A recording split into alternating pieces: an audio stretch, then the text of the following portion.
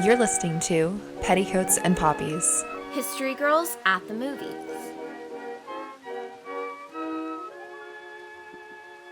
Welcome to Petticoats and Poppies, History Girls at the Movies. We're your hosts, Maggie and Nicole. Today we are going to be discussing a film that I think personally did not get nearly enough love during the award season, which is none other than Banshees of Inisherin. And be sure to stick around after the episode as well as we dive into the highs and lows of the Oscars this year, which definitely had some big highs for us. Definitely. Personally. Some personal ones, if you will. Some big ones. So, to start, if you did not see Banshees of Inisherin this past year, it was written and directed by Martin McDonagh, and it is set on a fictional island off the west coast of Ireland in about 1923. It's about these two best friends in this rural community, and when one of them abruptly ends their friendship, the other one has a lot of trouble accepting it, and things sort of snowball from there, let's say. The film stars Colin Farrell, Brendan Gleeson, Barry Keoghan, and Kerry Condon. It premiered at the Venice Film Festival in September of last year, and it premiered in the United States on October 21st of this past year, 2022. And it grossed $47.5 million on a $20 million budget, which is pretty good. More than pretty good, really.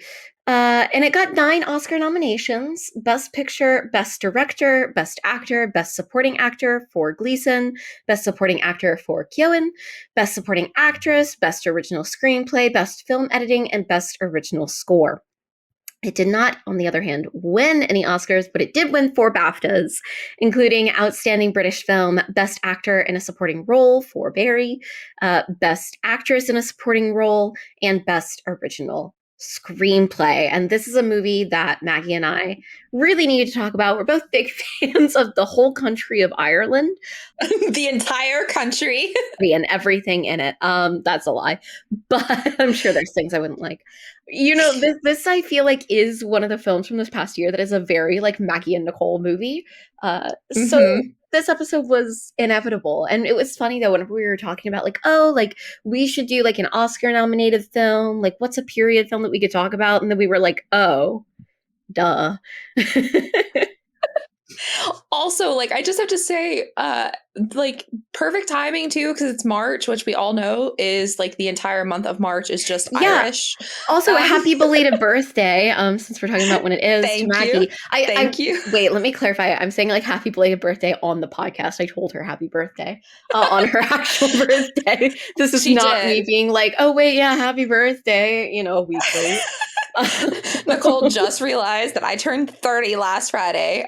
No, Nicole actually gave me a very lovely gift that was very, very fitting for the Oscars conversation we're going to have at the end of this episode. And unlike the friendship in this movie, ours is great. Yes. I love this movie so much, Nicole. I did not see this until my screeners came because it came out at like a weird time. I think I don't know. I was doing something when my screening happened for it and I missed it.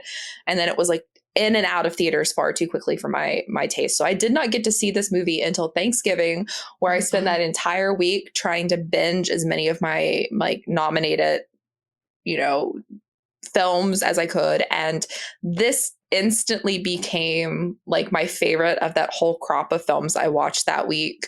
In particular, I just really love like Irish melancholy. Like there is an interview from Colin that was on TikTok a couple weeks ago. I think it was Fandango, possibly. It maybe came out on St. Patrick's Day, but it was like a really funny interview where he was talking about the Irish, and like somebody asked him what was like the most Irish trait about him, and he was like melancholy, and I was like, yeah, a man after our hearts.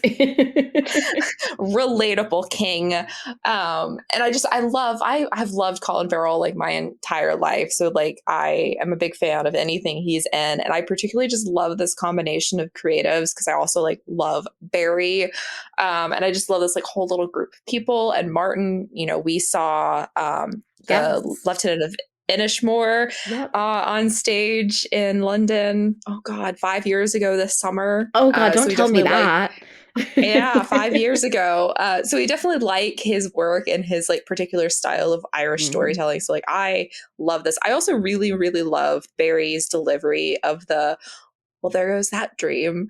Like that moment is going to haunt me for the rest of my life. I will die with Yeah, that playing same. in my mind. But also, I just really felt like this was one of the smartest films of the year. And I just find it a tragedy that only the Brits uh, found reason to award it, even though I think that this is such a beautiful examination of friendships and the falling apart of friendships. And I also think, as a mirror to the backdrop of what's happening with the Irish Civil War, I think there's a lot to be said about like friendships falling apart and people being pitted against each other. And there's just a lot of really smart themes that is being played with here. And I love the conversations that have come out of it. There's been like a whole lot of really interesting conversations about like neurodivergency and how certain people process like people shutting you out, and like it's been great to watch people react to this. And I found that by and large it's been a really positive reaction to this film, even though it is like one of the most depressing films of last year. So yeah, I think it's great. And I wish that Carrie could have gotten like more recognition during the whole award season, and I'm really glad that she did get the supporting nomination. And I just have to say, if it had to be a white lady, I really wish it could have been Carrie. Like my preference was Same. always going to be Angela, but Same. yeah, that Angela or Stephanie was like who I wanted to win. So yeah, that's my Oscars commentary there. If I was ranking them, I would have ranked probably like on who I would have voted for. Personally, It would be Angela. Probably okay. Yeah, Angela, Carey, Stephanie, Hong Stephanie. Chow, and then Jamie Lee Curtis. Yep, same. But like, I think Carrie's work in this is so fantastic. It's so good. And what she's doing is so subtle too, especially compared to what the men in this film are doing. That God, I literally were just talking about this and I'm already like, I should go watch this movie again. Like just for her. Truly, she's so good. So what did you think of this one for you? Okay, so I saw it at TIFF, which was amazing, and I was like immediately blown away by it. But it is also the kind of movie where like it has improved every time I've watched it, and I've watched it quite a few times at this point. I think I've seen it like Peace. 4 or 5 times. I also have to say this is one of the like awards movies that I got my parents to watch with me at one point, and my dad stayed awake the whole movie. He was riveted, and like my dad normally only stays awake in like Marvel and Harry Potter movies, so that's a true compliment. And like for days he would like ask me another question about this movie, so I was like, it really hit. They were also reacting to it like it was a sports game or something. Like, I have to say, my mom loved this as well. yeah. And I won't say the other film that we watched that same day, but she hated that film and was like, "Are you going to torture me with another one?" And then ended up loving If this it's what I one. think it is, Yep. my parents also didn't like that one. Yep. But yeah, so I love this. I think this entire cast is fantastic. I think it is some of Colin Farrell's best work. And I think it's also like really layered work. And I've like saw people over the course of award season being like, oh, like it's not that impressive of a performance or whatever. And I was like, it is. And especially like the more times you watch the movie, the more you realize how much he's doing. Barry's performance is one of my favorites of the entire 2020 film year. Like you were saying, that one line, the whole scene down by the like water with him and Carrie is incredible. But I literally have the grab of him saying that line on both my phone and computer so that I can use it as much as I need to, which is, I like will just go and watch that scene sometimes whenever I want to, depress myself. I also have to say, like, I find this movie to be so wildly funny and also so profoundly sad. And I love anything that can manage to do both of those at the same time. Like, I really do feel like this is Black comedy at its finest because I think that so often whenever you get that sort of really irreverent comedy, it happens like at the expense of there being like real emotional attachment to whatever's going on. And I think you see that even in some of like McDonough's other work, that like whenever he's going harder on the humor, like you lose some of that emotional impact. And I think that this works so well because like there are such funny moments, but you never like stop caring about these characters, and you never stop feeling sad for what these characters are going through. And I think that like another way in which this is so great, you know, it's there's so many layers and it's so dark in some ways, but like I think it's great because I feel like you can really empathize with all of the characters in it. Obviously it's very easy like with Siobhan to understand how she's feeling because, you know, I think especially for like a certain subset of women, you can understand that feeling of like you're trapped in this town without these opportunities. I'm going to talk a little bit later about like a realization I had about part of why she's in this situation. But, you know, and getting that chance to get out and taking it even though you feel like it's maybe at the expense of someone else that you care about. And I also think that like the first time I watched it, I was very much on like Podrick's side. I was like, you know, the poor thing. I don't know how you wouldn't feel for him. Like, and I'm like, I'll be your best friend. Like, I won't row with you. But then, like watching it subsequent times, I think that Brendan Gleeson's character has such an interesting like perspective, and I think it's something that like a lot of us have dealt with in questioning like if someone is holding you back. Yeah. For you and me, whenever that happens, it's not just like, oh, this person's dumb and thus they're holding me back. It's been more of a like, you know, this person's toxic or this person's draining or whatever. And having to like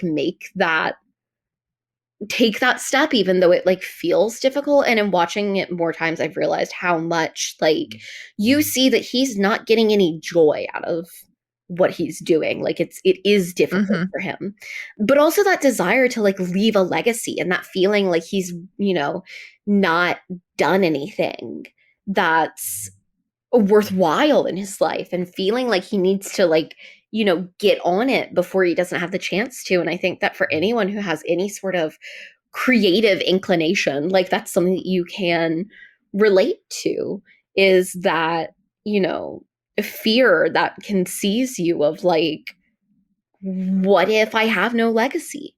And what if I wasted my life? And, you know, so I just think that it's so well done. And I am a big fan of McDonough's plays. I've not seen all of his films, but of what I've seen, I'm not like a huge fan of his other movies, but I love his theater work. So I really like this because to move into a couple of questions I want to like talk about with you. I feel like this feels so much more like one of his plays. It really feels to me like, you know, back whenever he did Lieutenant of Inishmore and Cripple of Inishmin, originally there was talk that there was going to be a third like play to make it into a trilogy. And it feels to me like this is the completion to the trilogy, and it feels like it sits with those plays really well, and it's very similar and very much like a return to his like Irish roots, especially compared to like Three Billboards. Yes. So yeah, do you get that from it as well? I do. And I had wondered if, because of the timing of when this film like started and was made and was put on, if he had toyed with it as a play, but knew that was going to be a lot harder to get on during the pandemic. Whereas going to an isolated, island in Ireland and filming this was a lot easier, because it does have a lot of the same hallmarks of his plays, which aren't always present in his other films. And it has a very, like, there's obviously multiple locations, but still, in terms of a film, it's still very pared down, because the three main locations are both of their homes and then the pub, which would be really easy to put on stage and have some of that movement in between them just be pared down. So yeah, absolutely. I definitely feel like this feels like it could be a play. And if it were, it's one of the best films of last year that has play vibes. Yes. I also think, yeah. Yeah. Um, I also think that like this could work so well as a play because you really don't need a large cast for it. Like obviously there's only really four main roles, and then you could really get by with probably an ensemble of like five people, maybe even. And even some of those ensemble members could be off stage conversations, like Yeah. somebody you're speaking to. Like Yeah. I'm blanking on I don't think they had a character name, but the woman that he talks to, like on the path, and like one of the men, like those could all Yeah. be in the Exactly. audience. You're calling out to them, having that Exactly. conversation with the audience. The broken cart, that whole broken cart bit, Yes. like that could totally be done to the like, yeah, this is Yeah. easy to stage for What I'm stage, saying is put it on stage, and and I will be there. if you get Barry in it, I will pay exorbitant amounts.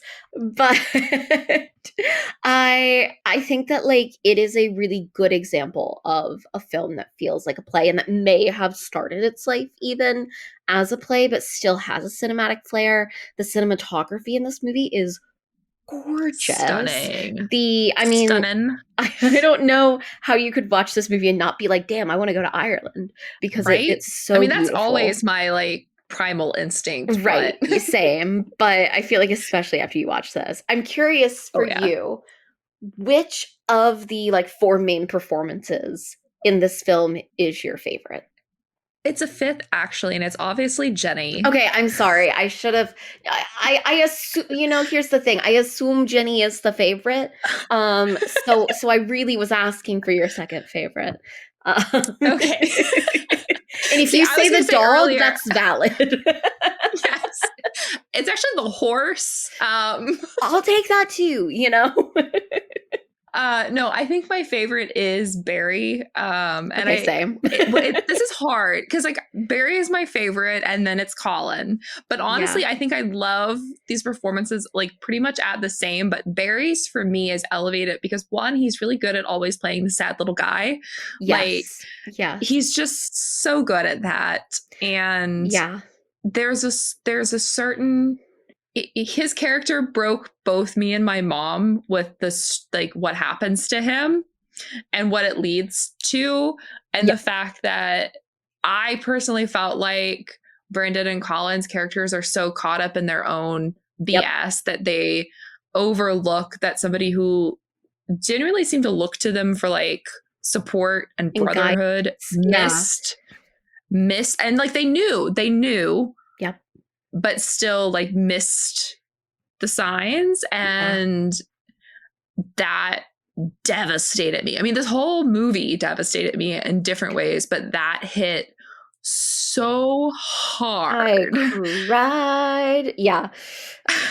I agree. And Like, you knew it was coming. You knew it was coming. That yes. was the thing too. Is like you could see it Yes. coming, but they're so caught up in their failed friendship that they miss it. And Yeah. that kind of We're men. thank you, Martin. Thank you. But yeah, I especially think too that like I was so blown away by Barry's performance because like what Colin is doing here and what Brendan is doing as well is great and it's fantastic work and maybe some of the best of their career, but also in no way was I like, oh wow, that's not what I expected from them.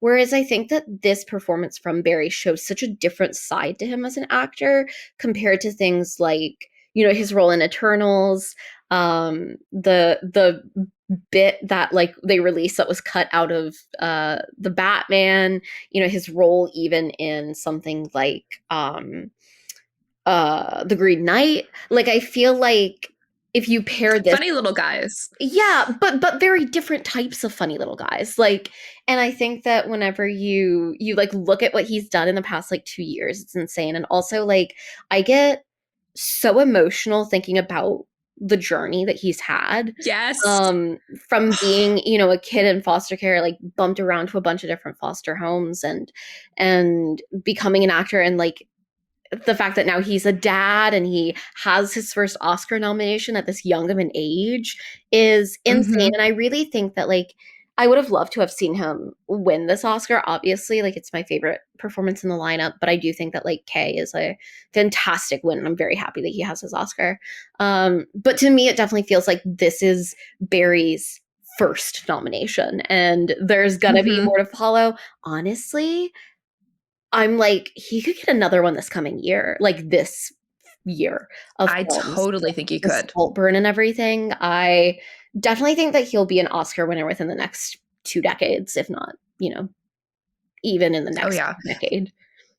There was an interview that I watched with him really early on with this film. I think it was before I'd actually even seen it, where he talked about, or it might have been after, it might have been in the lead up. I don't know. It's been such a long year and consuming so much media all the time. But it was a really fun interview where he talked about the fact that he is a big believer in manifestation, which I am as well. And he had always had like on his vision board that he wanted to work with Martin, so much so that he had Martin as the screensaver on his phone because he wanted that to be what he looked at like every single day. And like, this is going to happen. And then he got the call from him for this film, and he like went to have his meeting with him, and he realized he still had him as his wallpaper on his phone. And he was like, this man's going to think I'm crazy and he's never going to hire me. So he like had to change it to like, to like ensure that he didn't look like a crazy person, but like obviously then he like told the story once he was cast and like had this great experience with them. And I think it's just so cool because like I fully believe in the power of manifestation and like putting your mind to things and like focusing on what you want. And I think just in general of like Barry's story, it like fits in so beautifully, and it just makes my heart tingle in all the right ways. Like I love it. So absolutely, I've been waiting to tell that story because it stuck with me. Like, you watch so many interviews and you listen to so many bits, and that was one that I just like, it seared onto me. And I was like, I love that. I love that he gets it. Yeah, no, truly. Like, and so I know we're going to talk like more about the Oscars later, but I did want to talk before we like move into our historic topics a little bit about this film specifically. And I want to know, like, what would you have liked to have seen this movie when? Like, is there something that like you would have voted for it if you were doing an Oscars ballot? Where would you have voted for this? Where do you wish it got a nomination that it didn't? Are there any nominations? I'm going to assume you wouldn't take any of its nominations away, but I guess I should like put that out there. Like, so like the thing that's so funny is that in the two things that I was capable of nominating and or voting for things, I voted across the board for Banshees because All Quiet was kind of like locked out of SAG because they don't really do international. And then like people just didn't nominate it as much as I would have liked to, because All Quiet was like always my number one. And then if Banshees was nominated, that was who I was voting for things. Yeah. So right off the bat, like those were the two films that I loved last year. But I think in terms of what did end up getting and not getting, like I would have loved for it to either get or win cinematography, because I do really think the cinematography in this is phenomenal, and I think it's very understated, and that there's beauty in the understated fashion of it. I think that a lot of times we think the cinematography should be really showy and big and like splashy, but I think at the end of the day, like if you're able to make a lot out of a little, that should be rewarded. I agree. I think because like for me, it is actual craft. If they weren't going to award something like the Batman for cinematography, something that's quite different, and I mean, obviously, like I'm not trying to say it's like never been done before, but it was stunning, and it was and that was a really fantastic use of the volume in a way that a lot of people didn't realize it was the volume until after the fact. Thank you. But like, if they weren't going to do something like that, I would have really liked to have seen this awarded in cinematography. But my big thing is like, I so wish, and I think like this would have been so much nicer. I really prefer an Oscars where the awards are like spread around amongst a lot of films. I even whenever it's a film that I like, I don't love to see a movie sweep, because I want like a lot of different people to get to go home with an award, especially whenever you have like writer directors being nominated for things.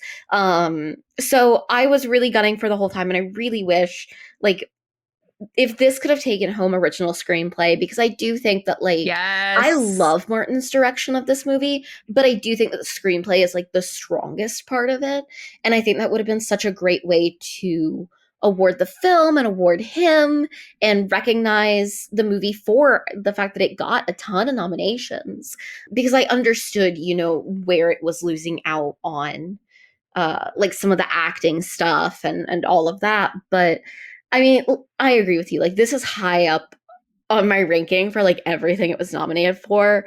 I would have much rather have seen Colin win Best Actor. Nothing against like Brendan, but I have a lot against Yeah. that movie. You know, like you were saying earlier, if Angela Bassett wasn't winning Best Supporting Actress, I would have loved to have seen Carrie Condon take it. Yep.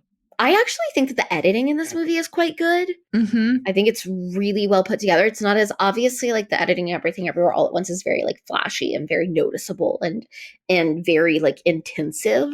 But I think that this is a film that's put together really well in really subtle ways that you won't notice unless you're sort of looking for it. But yeah, I mean, we're gonna talk later about things that did Yes. win that we love. But I wish that this could have been like an Oscar winning film. Mm-hmm. Come on, Academy, work with At the me. end of I know at the end of the day, I think it is still really important for films that are made in like Ireland that are often lumped in with Britain Yeah. to get the recognition, because it was really delightful to see friends of mine that are in Ireland being like, our cinema is finally being treated seriously. Like, this is so Yeah. exciting.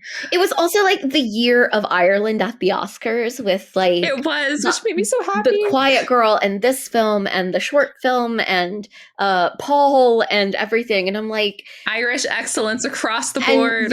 you couldn't give more of them a win? Like They invited them here, but they wouldn't give them right? They awards. came all the way from Ireland. All right. In But any case, the thing that's great is that I do definitely think that both Barry and Paul are both destined to be Oscar winners. I hope. Definitely. I hope they're not going to end up being the like 10 times nominated, never won, and then for some random film they're given a token award just because everyone likes their sob story. I would have loved to have seen one of them win because I would love to see them be the kind of actors who like get the win earlier in their career. Where like I've been talking recently about like I think part of why Emma Thompson has had such a fun career and has such a like strange filmography where she is truly in Yep. everything is because really early on in her career she won an Oscar for acting and she won one for writing. And I think after that she was like, I've got Oscars, I'm just going to do what I want. And I feel like it's the reverse of what you see happen with Leonardo DiCaprio where like because he doesn't get those Oscars early on in his career, you get him doing these roles where it's like, are you okay, bud? Like, you know, until he finally gets the Oscar.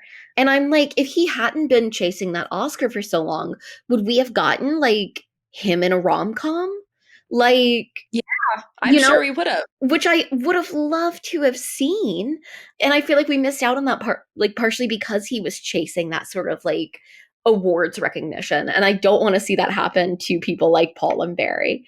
I mean, to go back to the Leonardo DiCaprio comparison, 2009, Kate Winslet wins. She's had a pretty fun career ever after that. I mean, she clearly does what she wants. Yeah.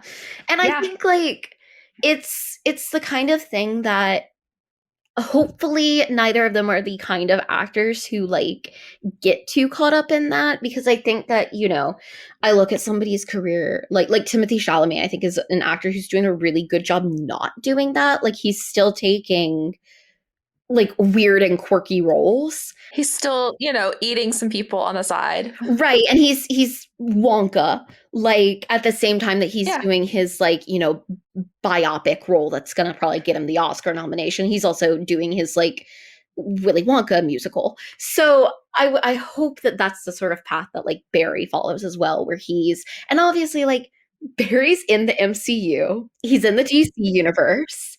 He's also apparently doing boxing, which is the most Irish thing ever. He's doing a Ridley Scott film. Like, so he's working with Emerald Fennell. Like, I also love to see young male actors working with female directors and female writers and stuff. Like, that's one thing that I really admire about Paul is that actually, now that I think about it, both of his films that he's had come out thus far have been by female directors, which is pretty cool. I like to see a man who works with female directors. Thank you, Chris Pine. Adam Driver, I'm waiting. So, you know, I'm really excited to see where Barry's career goes from here. And I really do hope that Colin has another chance to win an Oscar too.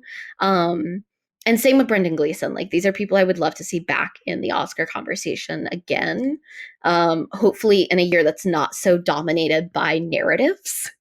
Again, I have nothing against Ke Huy Quan getting an Oscar. I want to make that very clear. Like, of all the Oscars that were like, won this is that really night, clear. like, I feel like I have to share that. Like, I already was like fine with the idea of him getting his Oscar. Like, I think he's good in the role. I think like it's important for the story that he is telling to about how he was treated in Hollywood. But also when Maggie and I were at HCA as we were on our way out, we essentially ran into him. We did. And he was so nice and so genuinely happy to be at this award show. Like, do you remember he was like he beaming? was so delighted. He was still there at the end of the show. Like, yeah. And I have to say, for him, I think that there's a lot to do with not just like his arc of like this beautiful arc that he's had is also underlined by the fact that he's worked as stunts and he's worked in second teams and with all of that, which is a completely different side of the industry, and it creates so much gratitude for everything. Yeah. And I think it's like that is a beautiful story as well.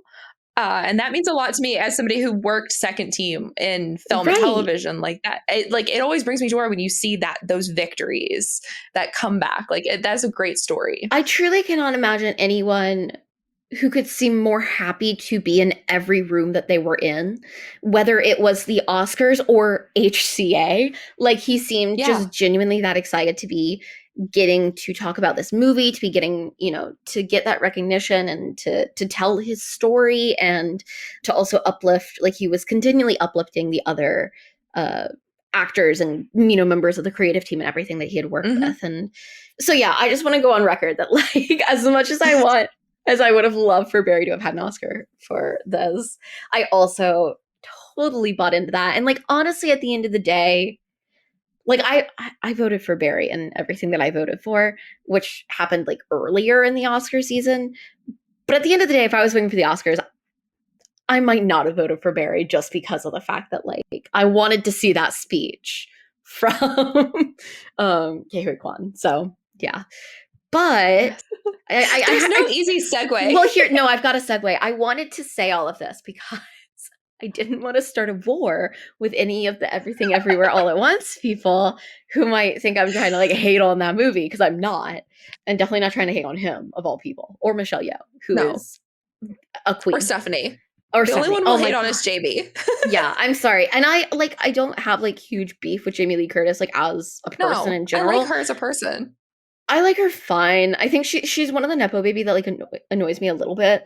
She's the Nepo baby who's like, I'm not a Nepo baby. I don't act like a Nepo baby anyway. So my mom and dad were nominated for Oscar. I'm like, girl, shut up. Literally in her speech, I was like, that's my sister Hannah in that moment in Jamie's Oscar speech. When we get it, you're a Nepo baby. I was like, yeah. She did not like, I got what she was trying to say, but she like didn't express it well, so it came off sounding really weird. But it did. My issue is just that I think she's genuinely bad in the role. Like, and I think that there's a million other actresses who would have done it better. Yeah, and I maintain that she is better in New Girl as Jess Day's mother than she is in EEAAO. Yes. She's better in Freaky Friday. Like, so good in Freaky Friday. She's also better in all of her horror movies, even though the last one was terrible. Yeah. So, what, Halloween Kills? That's my only real beef with them winning. It always annoys me a little bit whenever like the same person wins for directing. You mean when they win for Everything writing? Everywhere all at once? All at once, yeah. Just because I feel like it's an opportunity that you could spread the wealth a little bit. Like, I was really happy that Women Talking got adapted screenplay, because it meant that like there was another film that had won an award, and even though the Oscars apparently forgot. Yeah, even though they forgot about it. But like, we didn't have that many films winning anything. So I would have loved to have seen like original screenplay go to Banshees or even Tar or something, just to get like another film in there. Imagine as an Oscar if it had gone to Tar, Todd Fields wouldn't be saying he's done making movies, right? I honestly, what a weird missed opportunity for Cate Blanchett to storm the stage. But Honestly. I But would have that liked might have started a civil war. a civil war. Anyways, back to our segue. Maggie. Yes. Okay. So please batten down the hatches for me to recap the Irish Civil War as well as I can. I truly said, I just need to preface what Maggie's about to do by being like, I was like, hey, Maggie, want to explain the whole Irish Civil War on our podcast in like, 10 minutes? Like, It's fine. I'm treating this like a lecture in college. I love this. I'm excited. I'm sad. Okay, so before diving into the Irish Civil War, which spanned from 1922 to 1923, I think it is important to preface this and to note that prior to this conflict was the Irish War of Independence, which took place from 1919 to 1921. Though the onset of that war really started in 1916. And additionally, I think that most folks here on this side of the pond are very familiar with the Troubles. And while this is obviously not the Troubles, this is the Civil War, this is like decades before the Troubles start. This ultimately is what leads to the Troubles. So this is like, think of this as like the preamble for everything that you know about the conflict in Ireland. But so like you'll recognize familiar players, but this is not the Troubles. I saw two people who reviewed this film that referred to this as the Troubles, and I was like, besties, that's like 4 decades from now. Pay attention. Uh, anyways, so two of the key players in this conflict are the Provisional Government of Ireland and the Irish Republican Army, the IRA. Remember? I remember that thing that I said just 5 seconds ago. You'll recognize some key players. And it's the IRA that are ardently against the Anglo-Irish Treaty that was signed in 1921, which is really what brought an end to the Irish War for Independence. This treaty was established by the Irish Free State within the community of nations known as the British Empire. This treaty gave Northern Ireland, which was created a year prior, the option to opt out of the Free State, which it ultimately did and remains still today.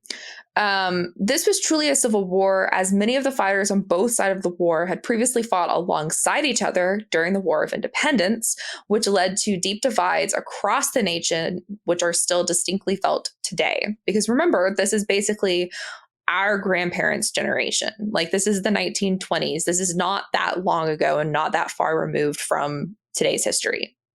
So during the Civil War, there was a lot of political unrest alongside active guerrilla-based warfare across the country, which saw delays in elections, hastily handled ratifications, like vast resignations from both sides of the government. And it really was just a truly divided nation at this time, which I think is why that as a backdrop to the friendship that is being explored and falling apart in Banshees is just really smart, a really smart setting to place this film in. And then, like, in addition to all of this political unrest, we also saw assassinations, violent assaults on just citizens, and violent, unsanctioned executions. And really just in general, unfettered hostility across the country. Like, I cannot impress upon you enough that there was just so much chaos. And if you think about it, Ireland is not a very big country. And so it's like if you did something in one part, like it would be heard about in the next part fairly quickly. So it was just a lot of chaos. And I did find in my research that there was one specific person, and I actually learned about this person back at uni like a decade ago, which is insane. But one of the most notable executions during the Irish Civil War was the execution of the Irish writer Erskine Childers, who was a noted treaty negotiator. So before all of this, he was actually the secretary to the Irish delegation that negotiated the very controversial Anglo-Irish Treaty, which got him into a lot of hot water.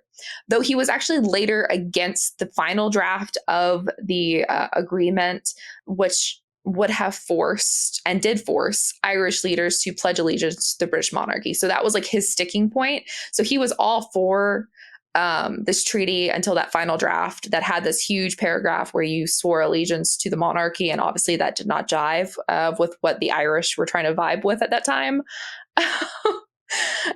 So he turned against that whole little delegation, even though and this is what's so interesting about him as a figure, because he was born in London, but he was Irish. And because he was born in London and raised there for a little bit of his life, they actually continuously accused him of being a secret agent of England, who they believed was sent to Ireland, back to Ireland, because he is Irish. His parents were Irish.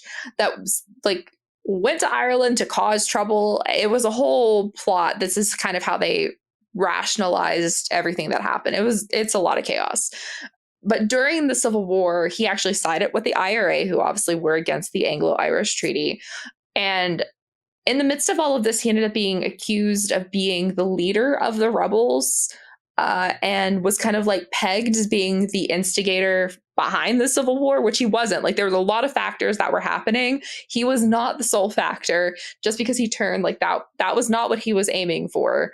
And this also led to people who were on his side to also allege and allude to this idea that England maybe sent him to Ireland to be like destabilizing the country.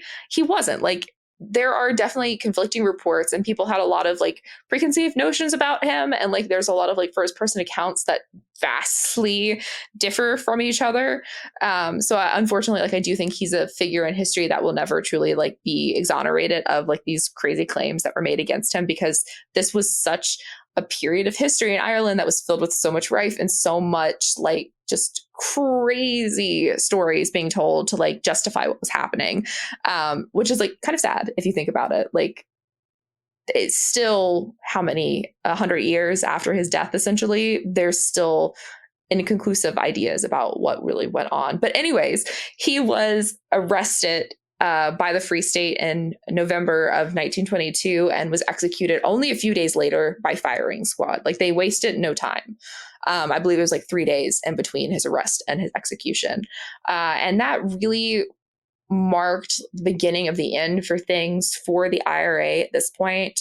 The war ended up waging on until the early part of 1923, when the IRA was met with a very much eroded and beleaguered forces. They had seen like a lot of battle for almost a year. They were vastly outnumbered by the Irish army, and they were really hampered by all of these mass executions and just general fatigue. And by May 24th of 1923, a ceasefire was issued, which brought an end to the Civil War, though negotiations for that actual treaty and the peace lingered into the summer. In terms of how they were outnumbered during this conflict, by the close of the war, there was roughly 800 to 900 members of the Irish National Army who died. And these were the members who fought for the Free State. And at this point, and like saying this, it sounds like, wow, that's a lot of people compared to the fact that the IRA at this point had only lost 450. But I'll get to that in a second. So the IRA had 450 soldiers who were killed, but 12,000 of their soldiers were taken prisoner by the Free State, which is a pretty big number when you then consider the fact that there was only roughly 15,000 soldiers in the IRA at that point versus the 55,000 soldiers that were in the Irish National Army, in addition to the fact that because they had sided with Britain and had signed the Anglo-Irish Treaty, the Irish National Army also had the full support of the British Army. And on top of that tactical skill that was brought in by the British, they also had airplanes, which was not something that the IRA had. So like, they were outnumbered, outgunned, outplaned. There was no way that the IRA was going to win this. And so they did ultimately like see, okay, we're not getting through this. We're going to have to like make peace and move on and gear up for some more mayhem in a couple of decades. This whole conflict, this whole civil war led to deeply personal wounds that were inflicted. And these wounds still remain today. Like I said at the top, like this, like in comparison, like this would be our grandparents' generation, which means that there are still children and people in Ireland today that have direct connections to everything that happened during the Civil War. And those people are now in government. They're now decision makers. And still, like, we still see today that they are still very torn about England having any part in anything to do with Ireland's nationhood. So it's all still connected. Like, it's so interesting.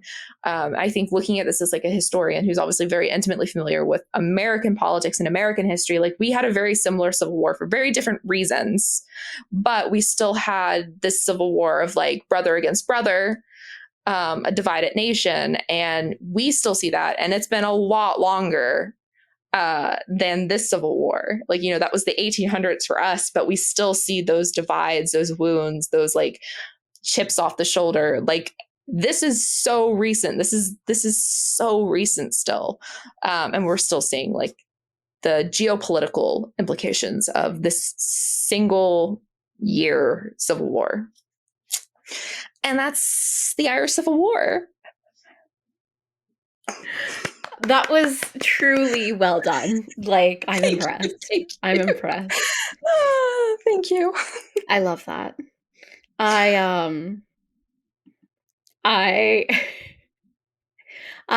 also love that I was like, hey, do you want to explain the whole Irish Civil War?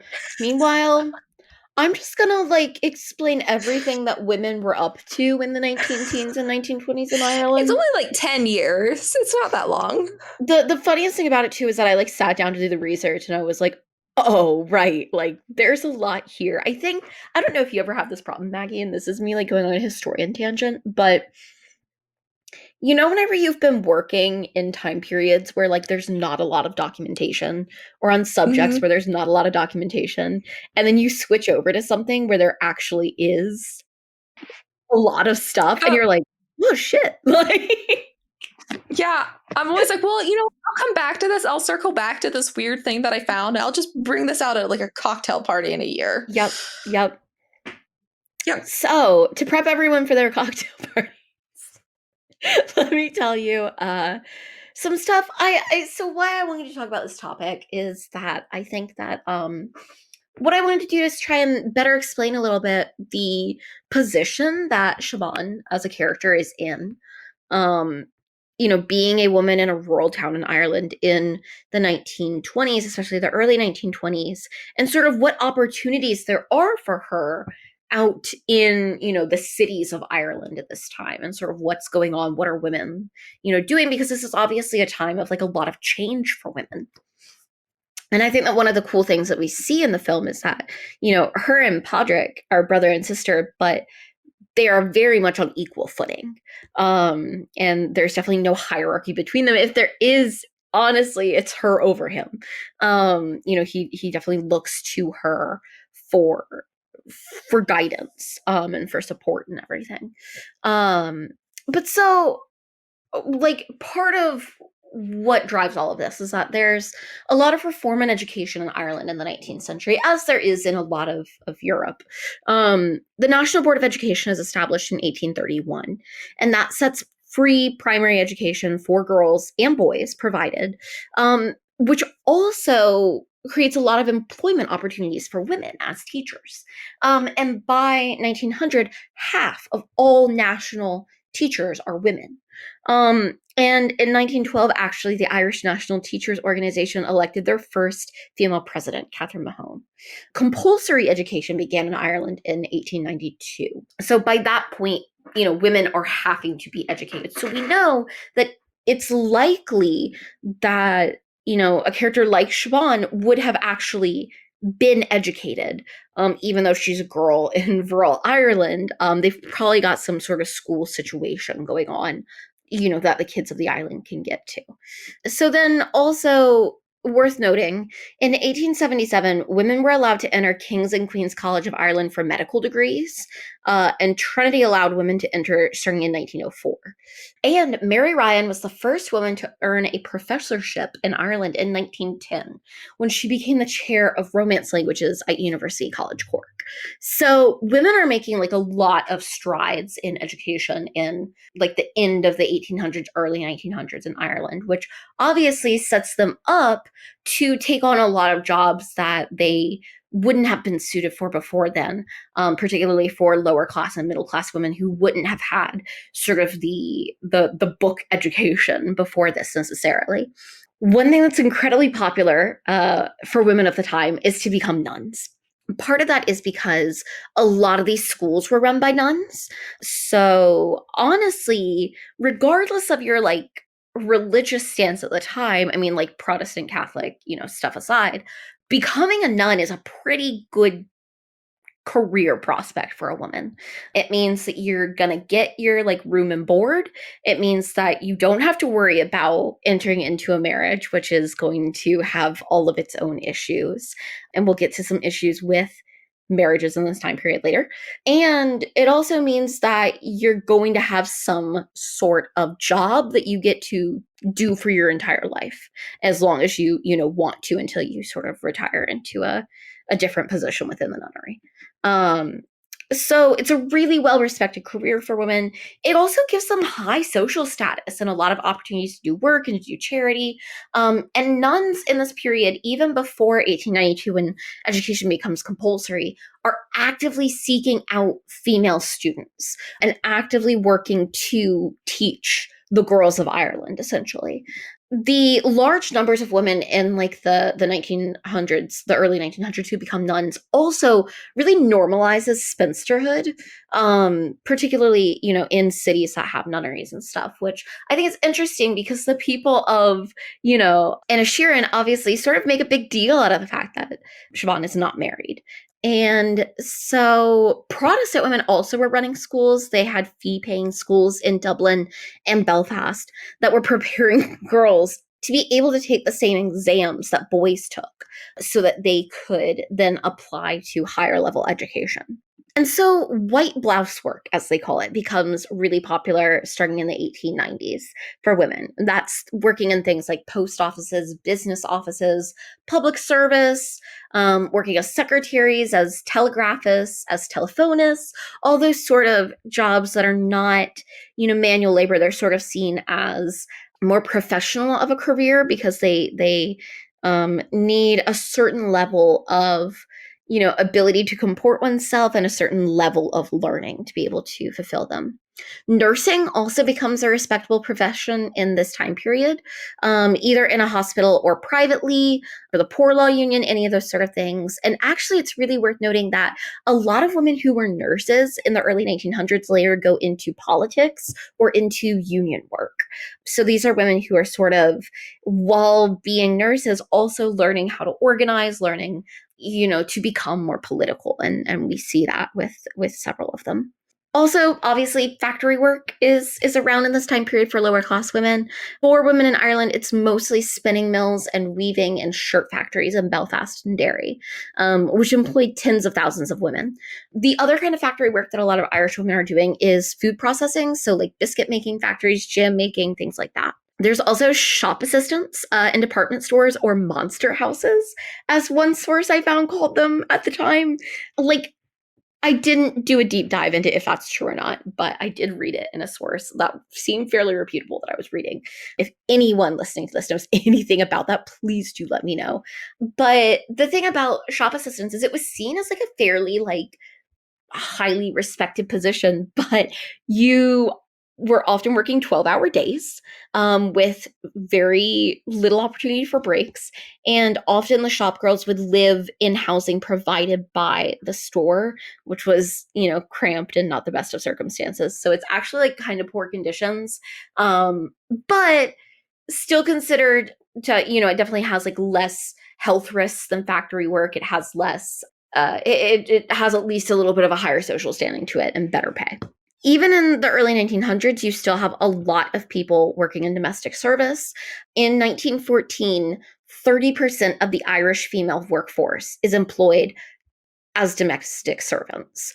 Not all in Ireland. A lot of them go to England to work in the service. If you've seen Downton Abbey, you know what I'm talking about. Gwen, my girl. But the thing about working in domestic service is that it could be a really good job or it could be a really bad job. And it really just depended on the family that you were working for, depending on sort of the circumstances under which you were working. If you were like the only housemaid in a house, you've probably got a harder job than if you are working in a big mansion where you're one of 6 maids. Also depends on sort of the men in the household that you're working for.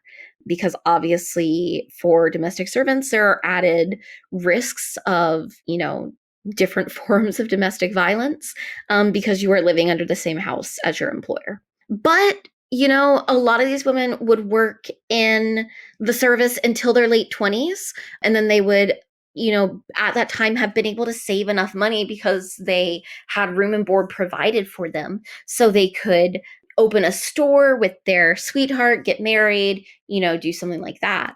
The exception to that would be if you were a cook or a lady's maid, which were considered to be sort of like specialized positions, then you would likely work past your 20s and continue working. Even often in this time period, if you got married, you might continue on working in the house. I also did find that there were like a significant number of female farmers. In 1911, 14.7% of all farmers in Ireland were women. Some of these were single women, but they also included widows who were heads of their households. In addition to that, women who were married to farmers often went into poultry rearing in this time period. And it was a way for them, a lot of these women, what they would do is they would sort of take care of this raising of the chickens, selling eggs, and that would be their own money. That would be sort of separate from the revenue from the rest of the farm, and it gave them sort of the ability to take part in some leisure activities. Things at this time are leisure is becoming more of a thing in the early 1900s and through the 20s. You've got sort of the birth of cinema happening and stuff, so these women want a little bit of spare change on hand to be able to go into town and see a film or go to get a soda or something. Female trade unionism is slow in Ireland, mostly because of hostility from male union members. When there's a problem for women, it always comes back to men, I swear to God. But women spinners and weavers did organize in the 19 teens, but it didn't really go much of anywhere. Part of that is because women's working rights are attacked in the 1920s and 1930s by a series of laws that make it incredibly harder to work as a woman. And there's sort of this weird thing, which I'm going to talk a little bit more about politics in a bit, but in Ireland, women sort of have the opposite issue that women are having in the United States in the same time period, where women actually gain a decent amount of political power in Ireland. They, get their voting rights before a lot of Europe, but their working rights are eroded, and that's sort of the opposite of what you see in a lot of other places at this time. But essentially, in the 1920s, married women are barred from working in public service. And in 1932, married women are barred from national school teaching, which is sort of it's a weird thought right now. Obviously, in the 1800s, it was common for teachers to be single women, but I don't know about you, it feels very strange to me to think that in 1932, they're passing a law that married women can't teach. And in 1936, this law is passed that bars women from certain industries. But to skip back a little bit, World War I has an interesting effect on the women of Ireland. Obviously, there is a lot of Irish men who go to war in World War I. And a lot of these men don't come home. So that means that you have a lot of women who, after the war, continue on as heads of households who have sort of this economic burden. But it also means that for women of a certain age, their prospects for marriage are actually thin. And I think that this is one of those things that while researching it, it suddenly actually hit me. And I don't even know if Martin McDonagh did this on purpose, but it definitely seems like that is a possibility of what has happened for Siobhan. Obviously, being in a small village like she is, she's already not going to have many marriage prospects. But if you think that there potentially were more young men or men of her age in that village who were called to service back in, you know, the early 19 teens through that decade, it makes sense why she is the age that she is in 1923 and is unmarried. But in the war, women took part in many ways. Obviously, they were members of the Red Cross. There was also Queen Alexandra's Imperial Military Nursing Service. We know of at least 18 women who died while working in that. That was, to my understanding, quite a sort of front lines part of nursing. There was also the Voluntary Aid Detachment, which we know 4,500 Irish women took part in. Women also would collect moss that was used in surgical dressings, which was not something I'd heard of happening in this time period, which I thought was interesting. They also did a lot of fundraising for equipment and did munitions work in factories. Now, as you know, the end of the war happens, the men who are coming home are expecting a lot of their jobs back, so there's a lot of tension there, and that is part of what leads into these laws trying to keep women out of the workforce in the 20s and 30s. But you also have this thing happen where obviously in 1918 the Spanish influenza epidemic occurs, and it hits the women working in the textile factories particularly hard. They already are working in poor sanitary conditions. A lot of them are living in really unsanitary conditions in really cramped buildings.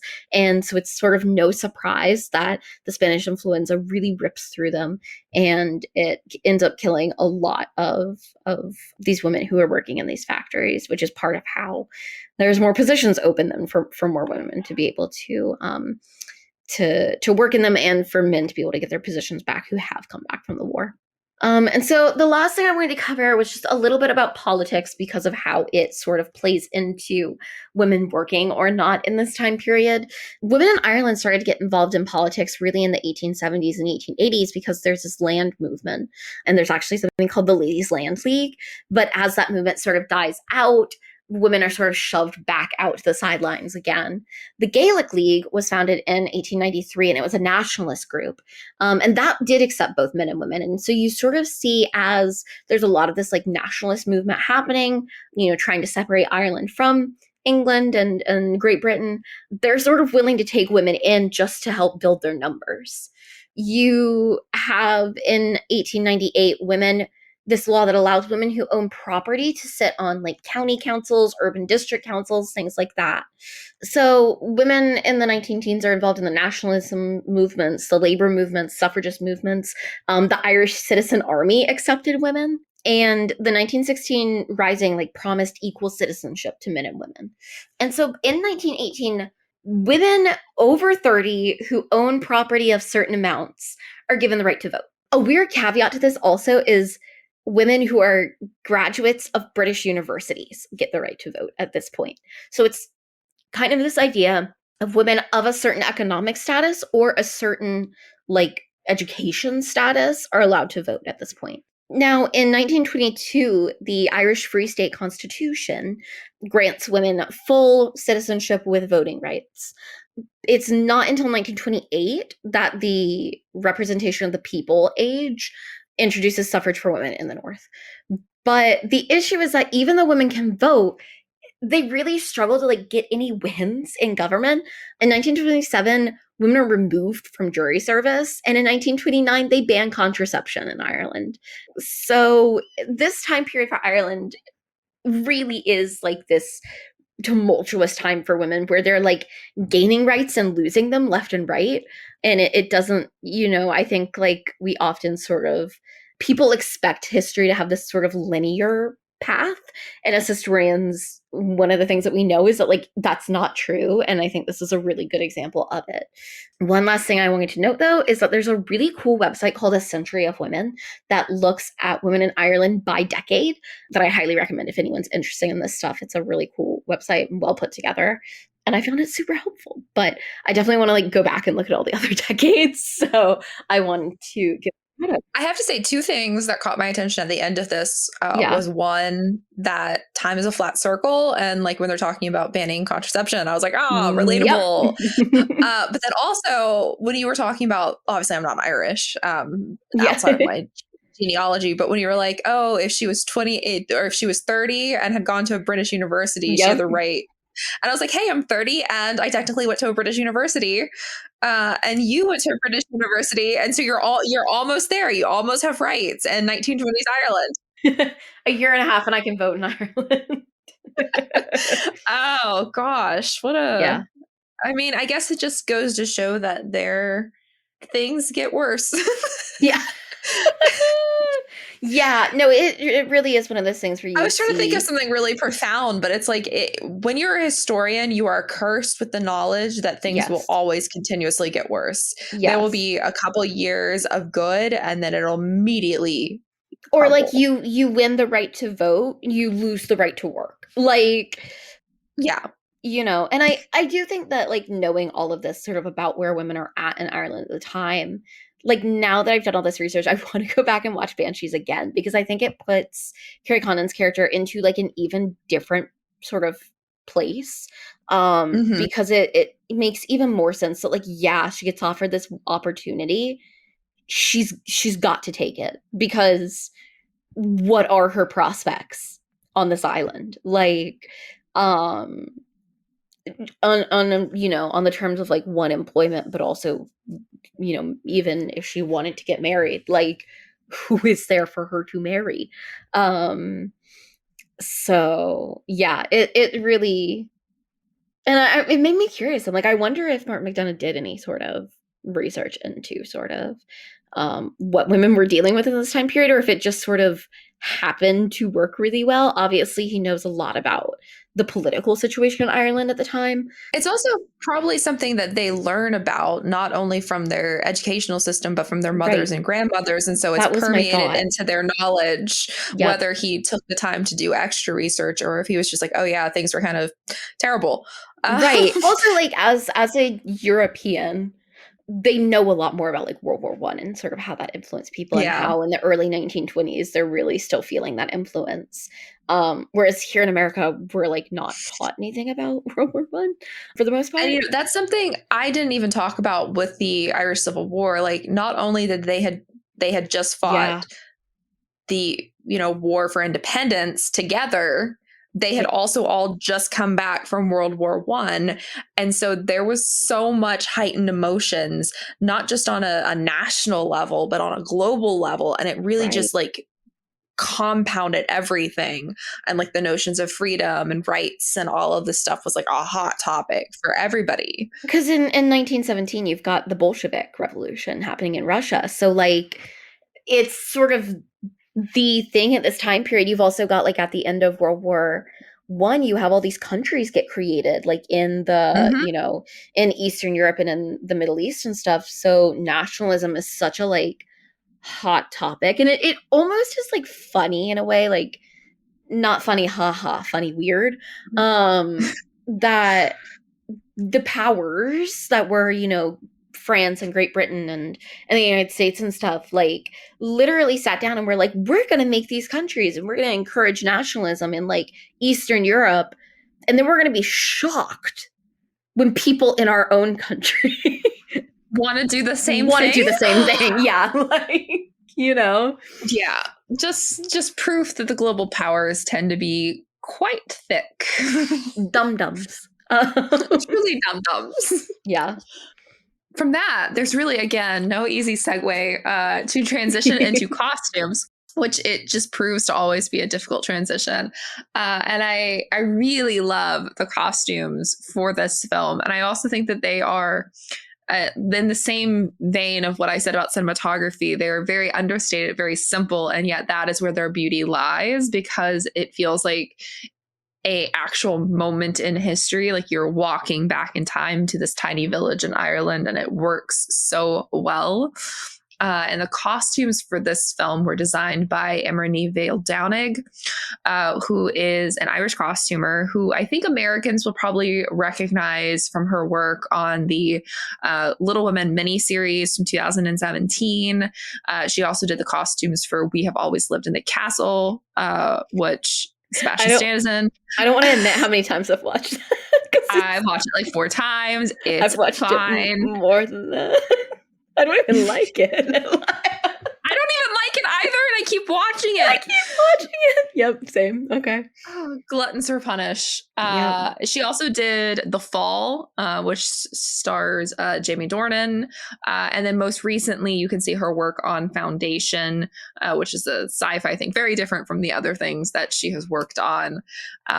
Working with a film that is set in a really remote village in Ireland in 1923 means that the costumes aren't particularly showy or fashionable. They're practical. And I love a good practical costume. This also means that the wardrobe is mainly going to consist of really neutral colored waistcoats and jackets and trousers for the men.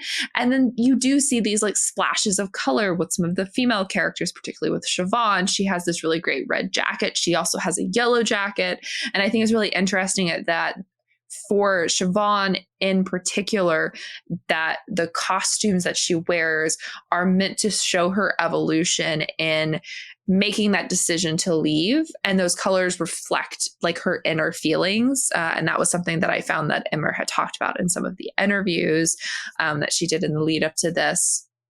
But even though you do see these splashes of colors, there are still a lot of grays and beiges and blacks throughout the entire cast and the secondary cast. There isn't really a lot of color, and it helps to really reflect the natural tones of the island. And like it's done very well that costumes and background all blend together really nicely. There's no sharp contrast or anything like that.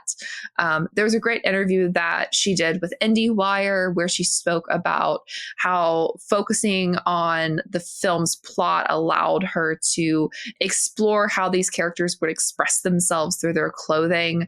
And in particular, she said they are being battered by the sea. They are working on land, cutting turf. You have Brendan and Colin really, really, really understanding the importance of what a costume can bring to the character. They were engaged with the whole process. She then went on to say that Colin had a sweater that was a bit too zingy, a bit too poppy. So we dipped it into the color black. We hand dyed all of Brendan's shirts. Like that's the level of detail that they were getting into with this film, is that when they saw something that seemed like it stood out too much, they then muted it. And I think that works really well with the emotion that we're getting from this film. And to speak to some of the splashy reds that you do get in this film, we do see that really great sweater that Colin's character wears, that is just a really fun, really stunning knit sweater that has the Peter Pan collar, and it's red. And still, this is not a stop sign red. This is a very natural red that shifts into that kind of burgundy thing. I'm a color person, so I can always like guess exactly where a color fits on the color scale. And this is a red that has, like she says, the black tones to it. And so it's helping to bring down the sheen, the shine, the spark of those colors. And it all visually is such a compelling, beautiful palette that they're playing with. Again, because it is very understated. And in general, I think that the biggest winners of this film with the costumes, for the audience are the knitwear. Anytime a film or a series or anything has good sweaters, everyone is on board with it. I think it is the funniest thing. There was, I think it was season 2 of The Mandalorian, there was an alien that had a really fantastic cable knit sweater, and folks found it on Amazon, or like a dupe of it on Amazon, and like it sold out in a couple of days because people were just buying these cozy sweaters. And I think it's great. Like you saw the same kind of reaction from audiences when it came to this. When I was researching costumes, I found like 10 articles from like Vogue and Variety and like various different like trades that were talking about the knitwear of this movie, which is kind of funny to me. I found more articles about the knitwear of the movie than I really found people pushing for this for awards, which kind of kills me a little bit. Like, if you love this so much, if you love the costumes, why did you not push for it for nominations? Yeah. But we can get into that in a few minutes, like few seconds. I have like one more thing to say about costumes, which I thought was just fantastic. I'm sure you recall that Gleason wears this really fantastic long overcoat that's like made of wool. And I found that it was actually, so it is wool, and it's also lined with linen to help give it this really great lightweight style to it. so that it could flap and sway in the wind when he's standing out on the beach or when he's standing up on like the cliff sides, because she wanted to create a Byron-esque image for him. She wanted that broody, moody vibe, which I think is just so fantastic. And it made me so happy because when I saw this and I saw some of those costumes, I instantly thought Byron, because it's it's a visual signifier. And I loved getting the confirmation that it was exactly what she was trying to go for with his character's look. And I think that just makes me always really happy, because I think people often forget that costumes are a language in and of themselves. It's a visual medium. I often say that you can take a really bad movie and make it really good by having good costumes, but a really good movie can be really bad if the costumes are terrible. Yeah. And I think that there's so much that the casual viewer fails to recognize in costumes, that they are constantly being told things in subtle ways, and subtle fashion choices, and subtle costuming and colors and styles. And there's so much that goes into that language, and so few of us speak it. But when I see something and it like resonates with me, and then I get that confirmation from the costume, it just makes me so happy, because it means that their vision and what they are trying to communicate to audiences is being translated. And it makes me really happy. And that's my like little costume soapbox, because I think that there's so much beauty in these movies that we see that don't have a lot of like frill and like, oh yeah, we went to this like fancy warehouse and pulled 6,000 costumes for our extras. Like, it feels bare bones films make me the happiest, because it's where you see the most magic. Yeah, I totally agree with that. Wow, I really do like the costumes in this movie. Like you said, they feel very like authentic and lived in, and also it's true, I'm a slut for a good sweater. So that is a statement brought to you by the fact that I have a final paper due tonight. That's where I'm at mentally.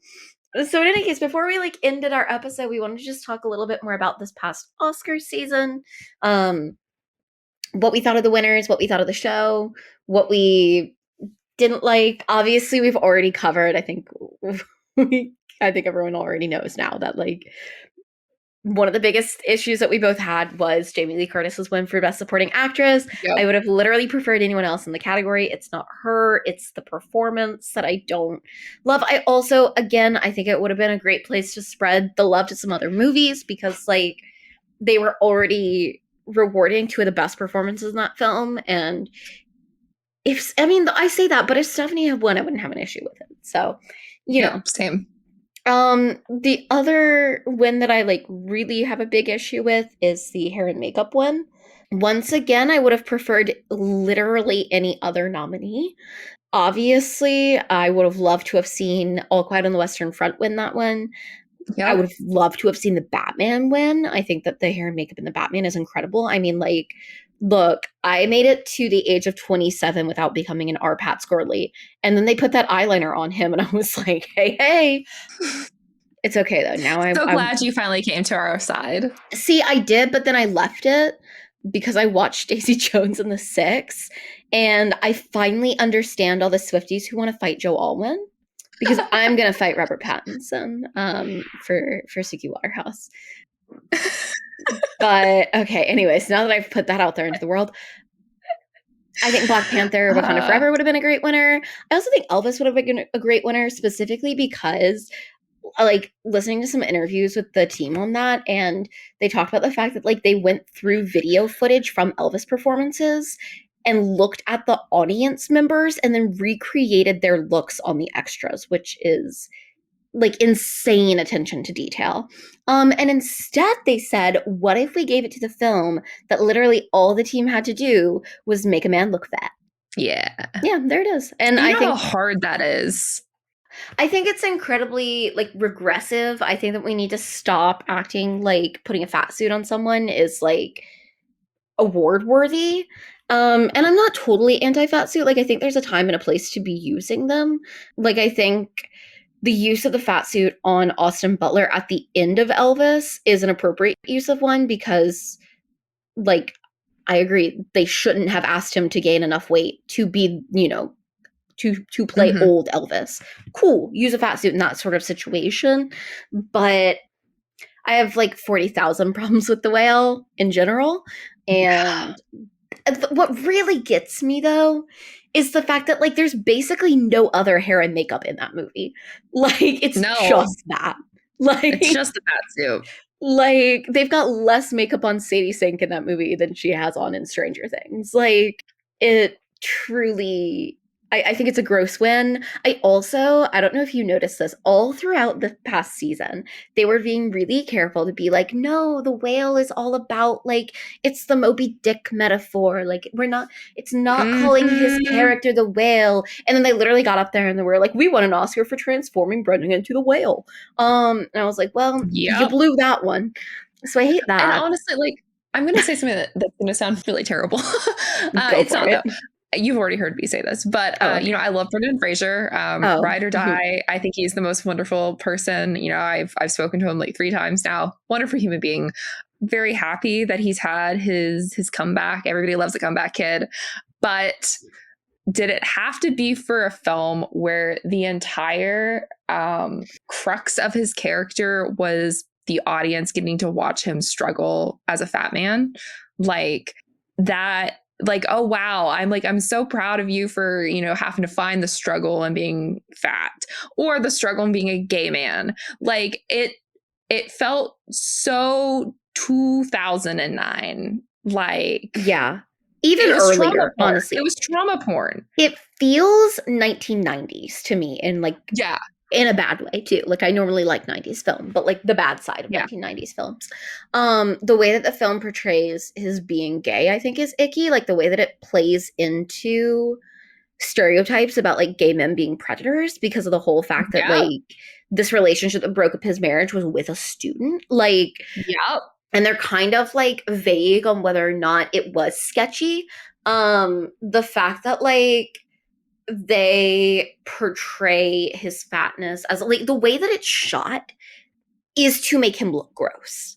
Like the labored breathing, the knocking things over, the grotesque binging, the long scene of him binging, and like not binging in like a normal way, but like the way that he's eating and it is like disgusting. Yeah, if only whenever he won his Oscar, he had just like ascended into the rafters. I also like, I don't know. Should I be putting this out there on the internet? Maybe not, but this is a little treat for anyone who made it to the end of this episode. I like Brendan Fraser. Like I like his early work. I'm glad he's had this comeback, but I have 2 problems. One, I wish that everyone had the same energy for women in this industry who were sexually assaulted as they've had for him. I think it's very interesting that everyone keeps talking about, what happened to him in the same year where a lot of people just wanted to act like the movie She Said didn't exist instead of grappling with what it says about the industry. I also, and God, I don't mean this to sound unkind, but I'm just like happy to be done with the season because if I had to watch that man cry while accepting an award one more time, I was going to lose it. You and I making eye contact. I need him to like if he comes and gets another award, can we like not do the crying all the time thing? Like it's not that I doubt that it was genuine, but I was like, my God, man, hold it together. Like we get it. We're really happy that you got this award because it's really hard to play a fat person. Yeah, the struggle of playing a fat gay guy. So sorry. Yeah, like I get it. That's so hard.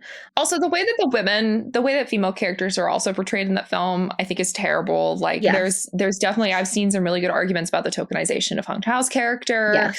Also the way that Sadie's character is portrayed, just like the writing of Sadie Sink's character is some of the worst writing I've ever seen. And bless her, she does the best that she can with it. Some of the worst staging too. Yes. But also my whole thing is this film like wants you to like think that she's like really mean. And like obviously she's like a very troubled kid and whatever.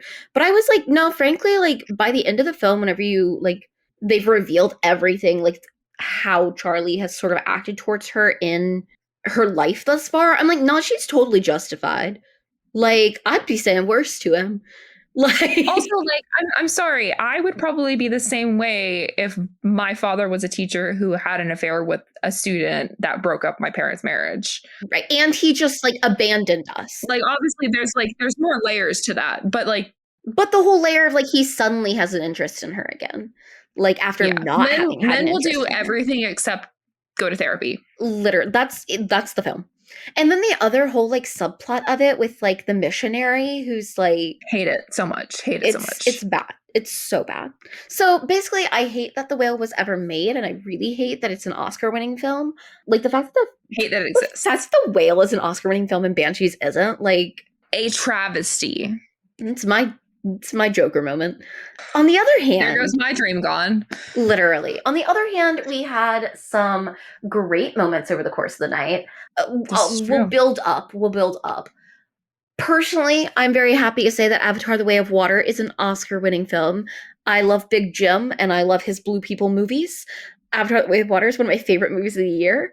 I think it's amazing. I think that also I love seeing them get rewarded for visual effects because I think that it's worth noting that like part of the reason that the Avatar movies take so long to make is because James Cameron gives his visual effects team the amount of time that they actually need to work on the film and not asking them to do it in crazy short amount of times like some people do.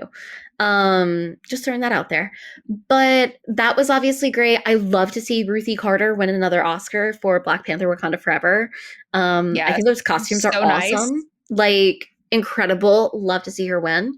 I loved, I know for you, like Top Gun Maverick, Oscar winner, which was great. I think that was a good like category for it. Yes. I think that's like the right place for it to win. Yeah. Like I was happy. All I wanted was one win for them. Yep. I love that they got a ton of nominations, but I just wanted one win. I love to see a female writer win an award. Mm-hmm. Because that is not something that is a guarantee every year. So that was really exciting. I love to see Del Toro win an award. Like even when I don't love what Del Toro is doing, I love him. So that's really good. And I also loved this is mean, but I love to see the Fabelmans get shut out. Sorry, I do. That was my like. You mean the Academy wasn't going to award Steven Spielberg's weird film where his dad basically gets cooked by his mom the whole time? Listen, I know that Steven Spielberg is the only person who's ever had parents go through a divorce, but I didn't need to see that. I could have lived forever without Michelle Williams' weird fire dance. But let's cut to the chase. The big one of the night for us the big one of the night. And Maggie and I were texting through this happening, and we were literally losing our minds. You would have thought that we were winning Oscars. Literally. I don't think I would have been more excited if I was winning Oscars. Honestly, because I was covering this live to like set the stage. I was working. I was on the clock. My whole job was updating the master list and like adding all of the like linkage and tweeting. It was a whole thing. Yeah. And my computer kept freezing because so many people were messaging me every time it won. So I had to have it on sleep mode just so it wouldn't get notification. It was the funny, like you would have thought that I was winning an Oscar. And honestly, I kind of feel like I did. Not gonna lie. I think we won an Oscar. I think we did. So All Quiet on the Western Front went home not with one, not with two, not with three, with 4 Oscars, which is insane. Like, especially from the fact that like, this is a little film that could. Like, this is a film that nobody thought was going to be a big Oscar player. But we knew. But we manifested it. I swear to God. We believed. Yep. And I was thrilled. And I think, like, the ones that it won are excellent ones. Obviously, like, I'd have given it more. But, like, I'm so honestly, excited for what... Best Picture, but, It also would have been the first time that a second adaptation of the same source material won Best Picture, wanted. Which would have been such a cool badly. Like stat. But I also am just so excited about what this means for like German cinema as a whole, for specifically the people who worked on this movie, for Edward Berger, for this cast. Like, who's booked and busy. That man had like 3 projects to announce right after the Oscars. I was like, I'm so excited for all of them. And, I have befriended some of the people who worked on this film, and I'm very, very grateful for their support because they've been really kind to me and like all of my other like writing and stuff. It's been great. But to see them having doors opened that they otherwise never would have had opened was truly the best part of this award season, because I don't think people understand that just because they're white people doesn't mean that the doors are open. Like, I kept seeing people being like, oh, it's just another white film. I'm like, no, it's a German film.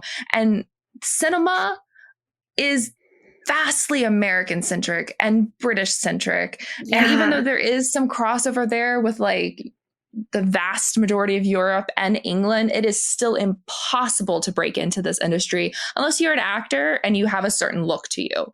People below the line, people who are not the faces of a film, are not getting the same kind of meetings. They're not getting into the same rooms. And that is what I love about the fact that this film was the little film that could, because it got people into a space like years into their career, like 40 years into their career, and they're getting these meetings finally. I don't think a lot of people also realize like how small of a budget this movie had. Like it did not have the budget that most war films like this have.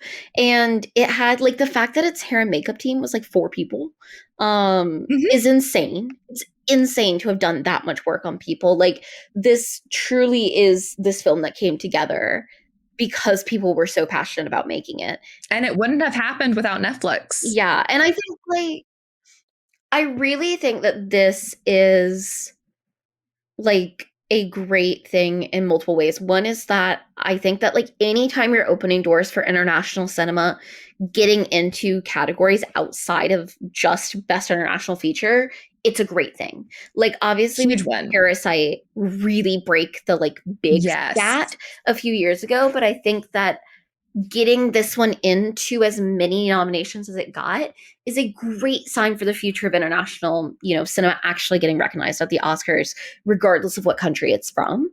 I think that hopefully this also is a good like lesson for Netflix in terms of, I think that it was very clear that they couldn't figure out for a while like what their Oscar player film was. Which is funny because like having and I feel like we tipped the scales because we honestly did not stop talking about this film, and I kept joking that there wasn't a marketing. Like I was like, I'll just do it myself, and then suddenly there was a Twitter for it, and I was like, oh, interesting. You guys are listening. And I like, it's funny because I was at TIFF where like Glass Onion premiered and they showed this and they showed, other Netflix stuff. And it was so overwhelmingly obvious that this was the thing that was wowing people. And I was like, guys, I said it's on like a bunch of podcasts that I said it, like they should have thrown all their money behind this at the beginning. But what is so special about it getting this many nominations is that like up until like winning the BAFTA for best people kept telling me I was crazy. Oscar morning, I had people saying to me, it's not going to get a Best Picture nomination. I'm like, it is going to get a Best Picture nomination. Like, did not throw big money behind this, like didn't put up all the billboards and stuff until like the BAFTAs. Like, and they have another billboard up right now. Oh my God. Like it did this organically. And I think that that's so special. It's kind of like, and talk about your rice bar all you want, but it kind of is like the Paul Mescal thing where it's like, After Sun just genuinely, organically, got that many people excited about it that he got nominated, even though he breaks every rule of what type of man gets an Oscar nomination because he's too young and he's too new and the film is too small and whatever. And All Quiet really is the same thing where it's like, it just truly was that good. And also, like everyone I feel like was talking about how nice the whole team was for it and how much they love the movie. And I think that made an impression on people. And like, it just makes me really emotional to think about, that this didn't get all of its nominations and its wins because there was a big campaign, because it was everywhere, because, of like these so often things that win Oscars, it's because of like the politics of it all. But like this just happened because it's a great movie. And we were part of that organic movement. We never shut up. And, I think it's so funny because like as soon as this film was announced back in 2020, I was like really excited because like I'm a historian. Obviously, our podcast is called Petticoats and Poppies. Like we have an affinity for it's in my top 5 books of all time. Like loved it in high school. Like I have an affinity for this period. So when it was first announced, I was like, oh my God, this is so exciting. Like I want in on this. Like I at that point I didn't speak German, and I was like, I want in on this. I want like in on the hype train. So as soon as it was announced and it was Netflix, I had like messaged Netflix. Dead silence. And then as they started like announcing cast and stuff, I was like, oh, this is even more exciting. I'm even more like, Netflix never responded to me at all about any of this. And I've talked about this. Netflix knows. Yep. I was insistent. I was persistent. I have tweets where I'm like, my most anticipated film of the year still does not have a release date. Like, it was killing me that this film that I knew in my heart from the second it was announced that Ed was doing this, that I was like, this is going to be a big film. When it started principal photography, I messaged Netflix. When it wrapped, I messaged Netflix. Dead silence. Multiple times I asked, like, hey, this is a film I want to review, like anything. Dead silence. It took it getting into Middleburg, my local film festival, for me to finally have like communication with Netflix on this film. And it was like, I wish they could go back and look at their emails and be like, Maggie knew, Maggie believed in this film. She hounded us for months about this film. But it's like, it's so fun when you have a film like this for both of us that we believed in, and then we kept seeing it not get the traction it deserved from like the people who do the marketing. And it's like, we knew. And, you know, it did end up with us getting a signed poster by Ed. So, which was amazing. And like, I mean, on the off chance anyone from Netflix is listening, thank you so much. That is my prized possession. Like, I know I had the Kingsman poster and I replaced that. I was like, oh my God, I love it. Because the Kingsman, obviously similar timing. But I was like, I need this right now.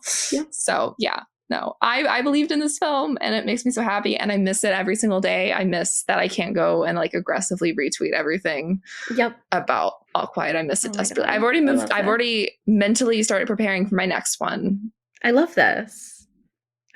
Also doesn't have a release date. So that is classic us problem. All right. Well, congrats once more to us on our Oscar wins for All Quiet on the Western Front. And congrats to Banshees of Inisherin. You didn't win any Oscars, but you did win our hearts. That was like weirdly sappy. All right. But yeah, that's our Oscars wrap up. So get excited for a whole new year of movies. And thank you so much for joining us on our 48th episode of Petticoats and Poppies. Cannot believe it is already 48 episodes. Truly insane. It's insane. We would obviously love to hear from you on social media. What did you think of the Banshees of Inisherin? What did you think of this year's Oscars? What was the biggest snub for you? Do you hate all of our opinions? Let us know. Do you like Jimmy Kimmel? Let us know. You can find us on social media at HGATM Podcast on Twitter, Instagram, and Facebook. You can find Maggie at Maggie of the Town. You can find me at Nicole Ackman 16. Please don't come after me for my opinions on The Whale. Please don't, or I will fight you. You can listen to our podcast on Spotify, Apple Podcasts, and Audible. If you like what you hear, don't forget to leave us a rating on one of those platforms. We occasionally read our reviews on air, so if you want to be featured, leave us a review. We'll be back soon with another episode as we continue to look at period films from a history and film perspective.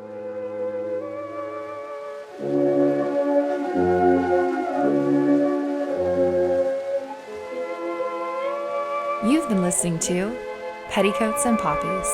History Girls at the Movies.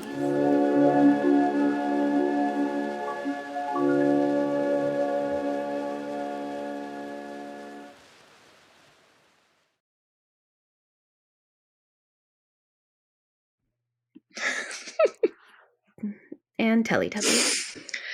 Well, now it's All Quiet on the Western Front, I suppose. I'm dead. Just like all the characters. So is Paul. Yeah.